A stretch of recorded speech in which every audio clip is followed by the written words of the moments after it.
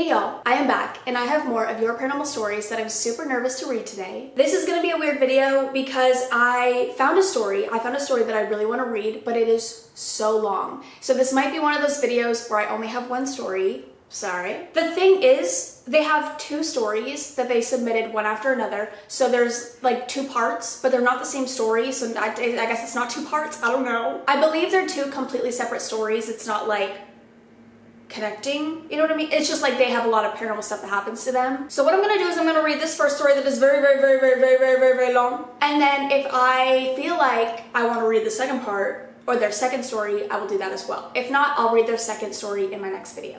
This is gonna be long. This is gonna be really long. I have no idea how long this is gonna take me to read and I'm not mentally prepared for it, but we're gonna do it. This says, My Crazy Paranormal Life, Part 1.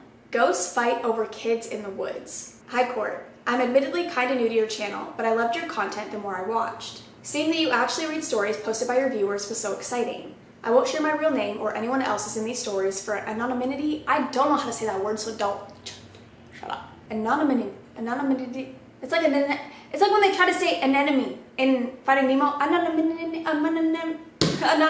I don't know. But girl, do I have some stories for you. Because there are so many, I'm going to break them into parts, which I'll have labeled in the titles. Bear with me since I'm trying to recall paranormal activity from over 25 years.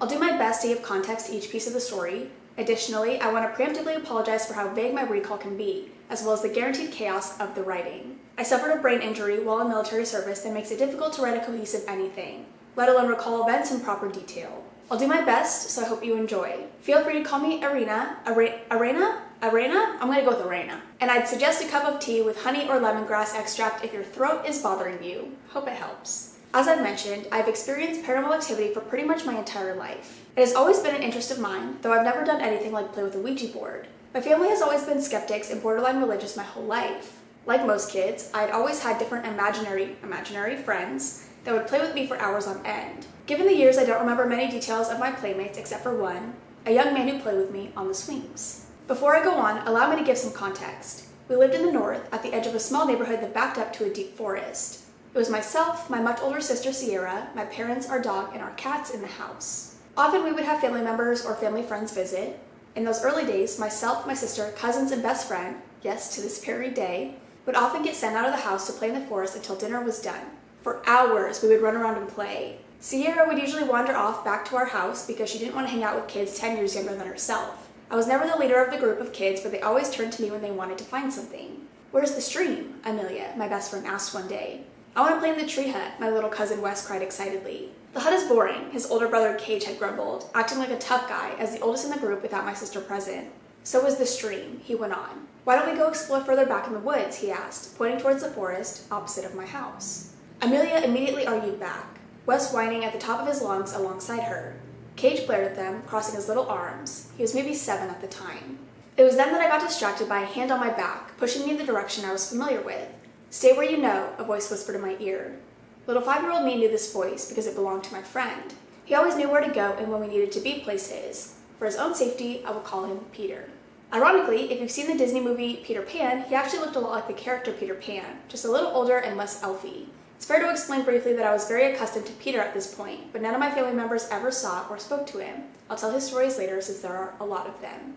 So wait, I'm confused. Is Peter an imaginary friend? I think so. Listening to my friend, I started towards the stream with Peter at my side. Where are you going? Cage called out behind me. To the stream, I answered, matter-of-factly. That's not where I wanted. Amelia asked first, I answered simply, not stopping in my trek. The stampede of cracking sticks and leaves announced the others rushing to follow me through the forest. It was always easy to tell where they were because they were always so loud. It always made Peter laugh. It always made me nervous and more aware of the shadows behind the leaves. But I want to go to the tree hut, Wes wailed, in full toddler form with tears, snot, and nastiness. We'll go past it, Peter told me, giving one of my hands a tug to guide me the right way. It's on the way, I told Wes, who immediately cheered as his older brother grumbled even more. This reminds me of a No Sleep Story. The way that you wrote it with like the dialogue reminds me of like a No Sleep Story, and I love that. We made our way through the woods. The trees stretched high overhead with branches rustling like music. The ground was soft and the leaves were so green. Even then, I knew it was from the soft rain we'd had before. Our hut was a collection of fallen branches, leaves, and sticks all held together by vines that hung from the trees. It sat nestled in a small clearing just big enough for us kids, but not big enough for the sky to show through the branches. Wes took his place happily on the stump inside while Amelia and I added to the hut since the storm had blown some of the sticks away. Cage grumpily helped us. I don't remember how long we were there. I do remember Wes got really excited when his friend, Emily, showed up. She was nice enough, a little blondish girl with pigtails. But more often than not, Emily always either convinced Wes to do something we all know he shouldn't or helped him play pranks to get the rest of us in trouble, or more specifically, his older brother Cage. This was around the time I started to feel uncomfortable. Emily was bad enough to have around, I'll tell you those stories another time, but she was starting to make Wes really loud. Cage had wandered off because it annoyed him, and even Amelia started to seem nervous. Maybe we should go to the stream now, Amelia suggested to me, trying not to seem as uncomfortable as she clearly was. No, Wes shrieked from inside the hut. I remember flinching because usually his outbursts were coupled with something solid he was throwing at us. Moving quickly out of sight from the hut's opening to avoid that situation, I said, I don't know, and I didn't. Peter was no longer there. He almost never left me alone in the woods, and I was scared because it felt like we were being watched by a lot of different eyes. The shadows were really dark in the trees, despite the sun, and my skin crawled every time I heard Wes and Emily giggling. Amelia looked a lot like how I felt, but I wouldn't tell her why I was scared. She was more of a scaredy cat than I was, and we'd gotten into fights over Peter before. Another story I'll tell later. It was then I realized something was wrong. Where's Cage? Despite the clearing we were in and the fact that none of the underbrush was tall enough to hide him, Cage was nowhere in sight. Cage, I called, starting to panic as the air changed. The trees were silent above. The whole forest was silent. Amelia walked next to me close to the edge of the clearing. Where'd he go? She asked before cupping her hands around her mouth. Cage. Cage? Wes repeated behind me, his voice as small as he was. He joined us in calling for his brother, each of us growing frantic the longer he didn't answer. Emily never stopped giggling. Amelia, Wes, and I were at the edge of the clearing. None of us dared to go into the forest. The shadows so dense you couldn't see past the leaves in front of you. It felt like something was there. Lots of somethings were there, just out of sight. Almost like when your dogs or cats watch from across a dark room, but you're not 100% sure anything is there until you turn the light on. Only it was obvious these were none of our dogs. Even still, Cage was nowhere in sight. He never answered us, and there was no sound except for us. Amelia was still calling, pacing angrily along the tree line. Wes sat down next to the hut, bawling his little eyes out. He kept repeating how much he wanted his brother and yelling at Emily that it wasn't funny. She was still laughing. It was a standing rule that if we heard any family member's voice, we were to run to them as fast as we could while shouting back. Kind of a wolf pack mentality, but it worked to keep any of us from getting lost and would scare away any animals too. Plus, the dogs could easily find us and lead us back the rest of the way home. If someone failed to answer, we were met with a spanking and were not allowed out of the house for a week. Needless to say, all of us knew better than to break this rule. I remember standing there terrified, but deciding whether or not to go after Cage. I knew the forest best, so I would be the best to find my way back. Plus, Peter would always find me. Even though the shadows scared me badly, I wanted to find Cage and make Wes feel better. Swallowing hard, I made a step out of the clearing and into the shadows. I was jerked to a stop. Arms much bigger than mine had wrapped around me. A frantic heat filled the air like smoke off a bonfire, driving off the terrifying chill I hadn't noticed before. Don't. Peter's voice came loudly in my ear.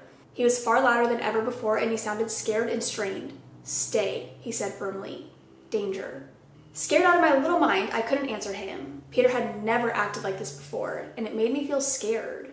And if something made him scared, I was bloody terrified nearly out of my very existence. Crashing came from the forest on the other side of the clearing, but I couldn't see because Peter still held me tight, facing the opposite direction. Peter abruptly relaxed, his presence less frantic and more relieved. Emily finally stopped giggling. What the heck is wrong with you guys? Sierra shouted, stomping into the clearing with her red hair practically on fire. Sierra, we all cried with joy, rushing to her. It was such a relief to have someone older there with us. Of course, we all started babbling at once, frustrated and panicking. Enough, stop already, she said loudly, gently pushing us off of her as she looked around. Do y'all realize how late it is? I've been yelling for you for an hour. All at once, we were yelling over each other again, saying that no, we didn't hear her, we're sorry, we didn't mean to, and we can't find Cage. Hold up, Sierra stopped us. What do you mean you can't find Cage? We can't find him, I remember saying, trying hard not to cry as I pointed across the clearing, and he won't come back when we yell for him. It took only a moment before Sierra was standing at the edge of the clearing. Cage, she called, the rest of us quickly joining her. He's going to be in so much trouble, Amelia muttered crossly. We're all going to be in trouble if we don't find him, I muttered back, worried that I'd lost track of Peter again. Enough, we'll find him, Sierra grumbled, shooting us a glare despite the fact that she sounded scared herself. Shut up, Emily, that's not nice, Wes bawled at the top of his lungs. I don't like you anymore, go away. Wes, what happened? Amelia asked, immediately becoming the mom of the group, despite being only 6 herself. Emily said that Cage is going to get eaten by monsters, Wes wailed, running to bury his face in Amelia's shirt. I told you to stop playing with her, I told him hotly, despite knowing that it was mean.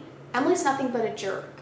Hey, Sierra snapped. Watch your mouth or we'll have soap in both of our mouths. And all of you, shut up. Emily's just a stupid imaginary friend.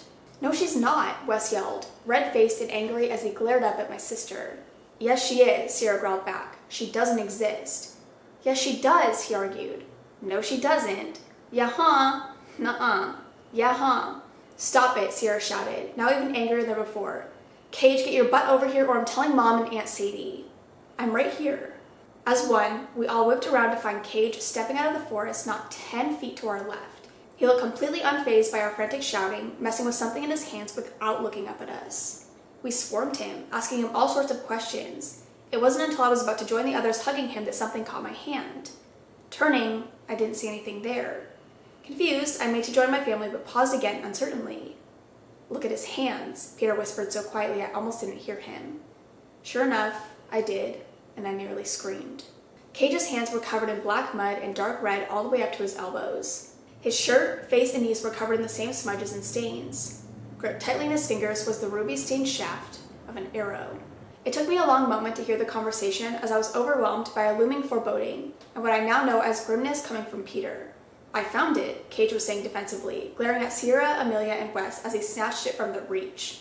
Where did you find it, Cage? Sierra asked as though she'd already asked once and didn't get an answer she liked. I just found it, Cage snapped, almost snarling up at her. His usually blue eyes weren't blue. They were black. Something pulled at the back of his shirt, making him almost trip as he flailed. Sierra swept forward and snatched the arrow from his hands. Hey, Cage shrieked, more like an animal than a kid. Don't start with me when you're too dumb to stand right, Sierra shot back, easily keeping it out of his reach with her height. Besides, little kids don't get to play with arrows. I'm not. I wasn't. Cage spluttered, absolutely seething. Red-faced, he rounded on us, taking each of us in until those black eyes fixed on Wes. Wes pushed me, he shouted. No, I didn't, Wes cried. Wes didn't push you, I said, growing frustrated myself that he'd blamed the 4-year-old for something he didn't do. It doesn't matter either way, Sierra cut across the chatter of arguing toddlers, immediately grinding the quarrel to a halt. I'm telling all of our moms. We're late for dinner, so let's go already, she ordered, beginning to lead the way back home. Amelia started after her, but Cage shoved Wes hard into her. You little brat, he snapped furiously. You're such a little liar. I'm not a liar, you are, Wes shouted back, crying in earnest at his brother's disabuse. Yeah, right, you little liar, Cage sneered. Stop, Cage, we want to go home, I said, trying to get in between the two boys. Buzz off, goody two-shoes, he snapped at me as he pushed me aside. Mind your own business. I am, I shot back. Knock it off, idiots, Sierra shouted a little further away. Come on, guys, let's go, Amelia tried to placate the situation. No, Wes screamed, shaking her off to shout at his brother. You're such a jerk, Wes. Emily was right. I wish the monsters had. The toddler cut off as he was violently shoved from behind, sending him slamming into his brother's chest with a sickening crack. There was a split second when Amelia, Cage, and I all stared at each other before staring at the empty air where Wes had been standing. Emily's giggles filled the air once more.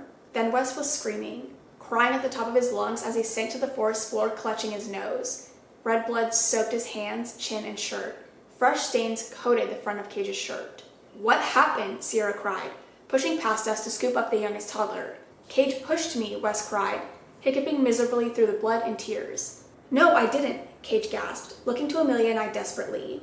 His eyes were finally blue again when he looked around, scared and confused. I didn't, honest. He didn't, we scrambled to agree, trying to explain all together.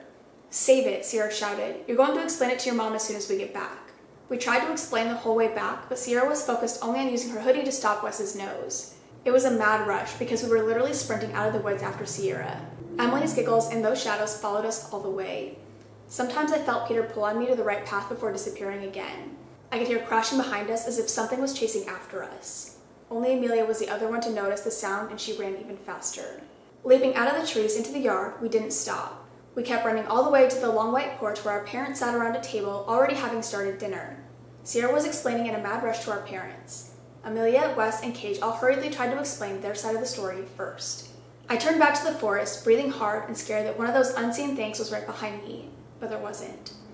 Instead, I saw Peter, a tall boy with dark red hair and a worn jacket and jeans. His back was to me.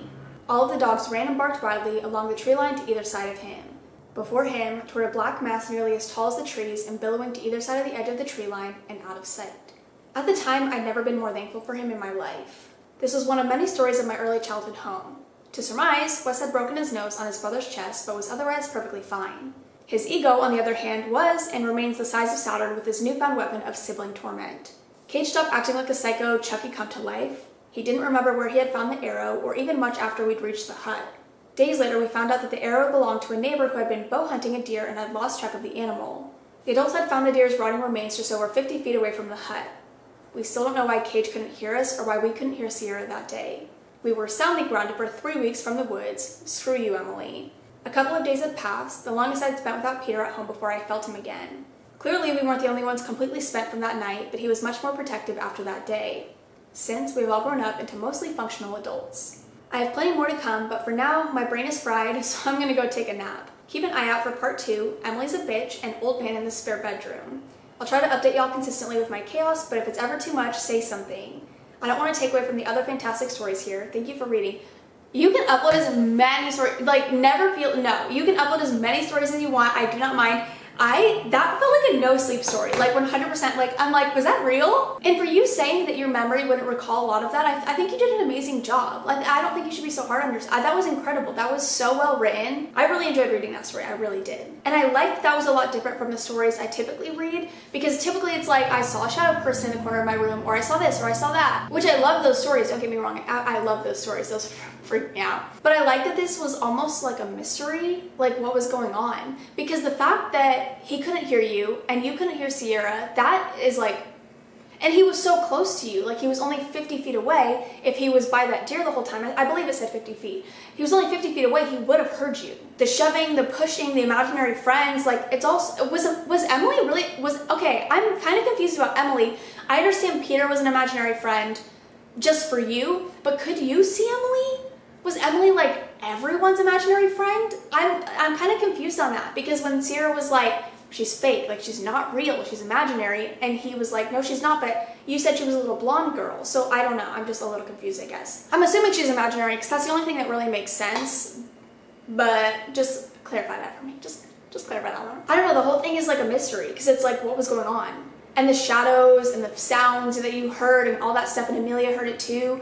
I don't know. I would be freaked out. It's I don't know. I would be so scared. And you guys were so young. For you to have such a vivid memory of something from when you were that young is impressive, because I could not tell you a single story from when I was 6 years old. I could tell you nothing. I'm not going to read the second story in this video just because that did take me a really long time to read. And so I don't know how long this video is going to be. It could be because I messed up a lot, but my throat kind of hurts. I will put their next story in my next video, but I believe it's shorter than this was. It's not nearly as long from what I remember scrolling through it. So there will be other stories in that video as well. But I hope you guys enjoyed.